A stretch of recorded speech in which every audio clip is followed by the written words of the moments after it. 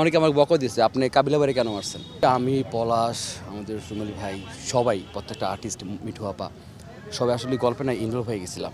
না, অবশ্যই ভালো লাগতেছে যে মানে অনেক দিন পর আমরা সব আর্টিস্টরা একসাথে মানে হব।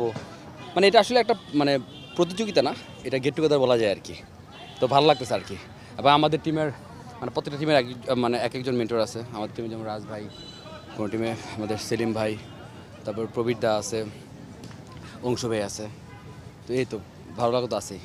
অবশ্যই তখন মানে এরকম ঘামাই নেই, এখন ঘামাচ্ছি, তার মানে প্রস্তুতিটা অবশ্যই বেশি আগের থেকে। সব টিমই ভালো, এখন সবাই যারা অংশগ্রহণ করছে তারা তো সবাই চ্যাম্পিয়ন হওয়ার জন্যই মাঠে নামছে, তাই না?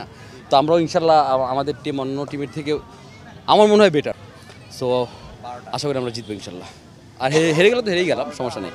দর্শক যত বেশি হলমুখী হবে, যখন আমি সিনেমা করব দর্শক যাবে আরও বেশি। ভালো না?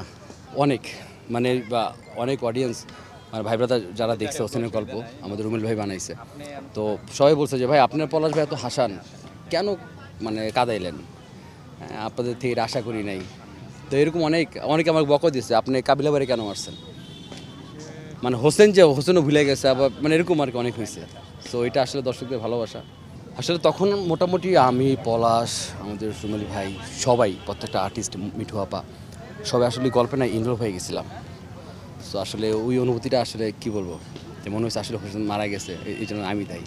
মানে যে ঘটনা আছে আপু, এটা বলা যাবে না, খুব ভয়াবহ, খুব মানে বড় একটা ঘটনা, যেটা বলা যাবে না। ওর হাসির বাট এটা বলা যাবে না আর কি, কিন্তু আছে, অনেক গল্পই তো আছে।